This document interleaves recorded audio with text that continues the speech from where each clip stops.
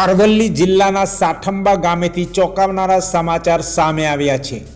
નિર્દોષ રીતે ઢોર ચરાવતા એક વ્યક્તિ પર થયેલા જીવલેણ હુમલાના કેસમાં પોલીસે ઝડપી કાર્યવાહી કરી છે।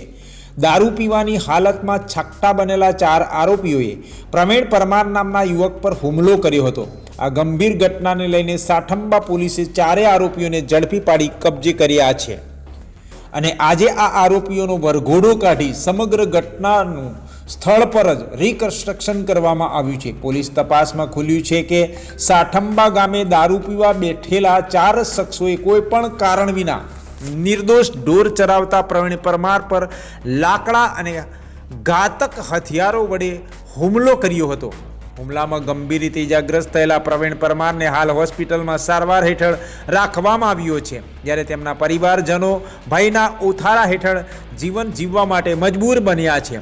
આ ઘટનાને લઈને સાઠંબા ગામમાં ભારે રોષની લાગણી જોવા મળી રહી છે અને આરોપીઓ સામે કડક કાર્યવાહી કરવાની લોકો દ્વારા માંગ ઉઠવા પામી છે। હવે આ મામલે સાંભળીએ હુમલામાં ભોગ બનેલા પ્રવીણ પરમારના માતા કાશીબેન પરમારે શી વાત કરી। આ સમગ્ર ઘટનાની તપાસ સાઠંબા પોલીસ દ્વારા આગળ કરવામાં આવી રહી છે। તપાસ અને આરોપીઓ સામે કાયદેસરની કાર્યવાહી હાથ ધરવામાં આવી છે। હવે સાંભળીએ। રોલિંગ। હા, મારો છોકરો 1 વાગે ઢોરો લઈને નીકળ્યો। તાને એક માણસ હતો, એ બહુ બેહી રહેલો હતો અને બીજા 3 જણા આવ્યા। 3 જણા આવ્યા તે મારા છોકરાએ ઢોરોને સાર નાખી અને અહીંયા આગળ આડો પડી રહ્યો। તે વાત 2 વાગ્યા લગીને એમને દારૂ પીધો, કોટરીઓ તોડી તો લગીને મારો છોકરો અહીંયા આગળ આડો પડી ગયો એટલે મારો ઢોરો સાર ખાઈ રહ્યો।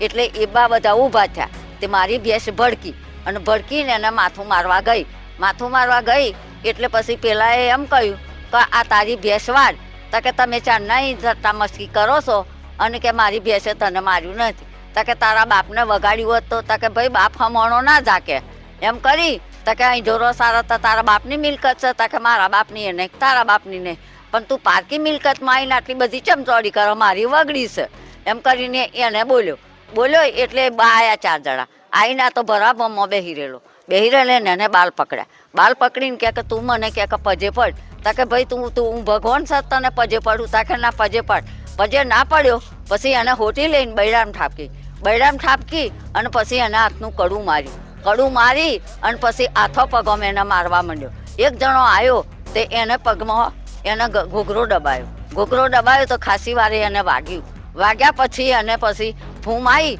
એટલે પછી પેલું તમ્મર ઉતરી ગઈ એટલે એના હાથ ઊંચા કરી દીધા। હાથ ઊંચા કરીને બહુ દોડ્યો, નગરી બાજુ જઈને છોકરો બધો રમતો હતો એટલે છોકરોનો અવાજ હોભળ્યો એટલે એમાં નાહી છૂટ્યા એટલે પછી એ સીધો પેટ્રોલ પંપ આવી ગયો। પછી કોઈ વિઝનથી એવું જાણતી નથી પણ બધા પેટ્રોલ પંપ વાળા બધા વાહન દોડાયા નહીં વાહન, પછી એમને પકડ્યો। એટલું જ અમને તો 3 વાગે ખબર પડી કે મારા છોકરાને આવું થયું। બસ અત્યારે મારા છોકરાને આ બાયડામાં હોરો ઉઠી ગયો, મગજનું વીતશે, હાથ પગ તૂટશે, પગોમાં હેડાતું નથી અને આ માથાની તમ્મર ઉતરતી નથી।